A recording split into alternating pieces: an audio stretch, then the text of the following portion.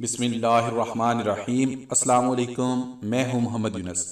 اس video میں آج آپ کو بہت اہم معلومات فراہم کروں گا۔ کچھ دنوں سے سوشل میڈیا پر لیز چپس کے ایک جز کو حرام بتایا جا رہا ہے۔ وہ جز ہے E627۔ آپ سکرین پر دیکھ سکتے ہیں کہ یہ لیز میں موجود ہے۔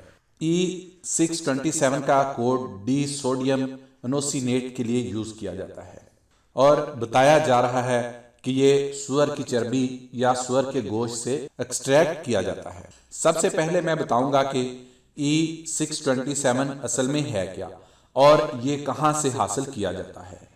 اس کو حاصل کرنے کے مختلف ذرائع ہیں۔ میری ریسرچ کے مطابق یہ گوشت سے حاصل کیا جاتا ہے جس میں تمام گوشت شامل ہیں۔ اس کے علاوہ یہ ایک پودے سے بھی حاصل کیا جاتا ہے جو E627 لیز میں یوز کیا جا رہا ہے۔ لیز والوں کے مطابق وہ ایک پودے سے حاصل کیا جاتا ہے جسے TPO کا سٹارچ کہا جاتا ہے۔ یہ کھانوں میں ٹیسٹ کو امپروو کرنے کے لیے استعمال کیا جاتا ہے۔ یہ لیز کے علاوہ بھی بہت سارے کھانے کی چیزوں میں یوز کیا جاتا ہے۔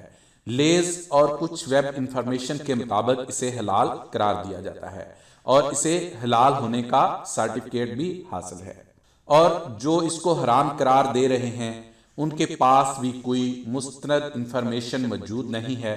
بس چند روپے کمانے کے چکر میں لوگوں کو مس گائیڈ کیا جا رہا ہے اور جھوٹ پھیلایا جا رہا ہے۔ اگر واقعی اس میں حرام اجزاء شامل ہیں تو اس کا مکمل پروف دیا جانا چاہیے۔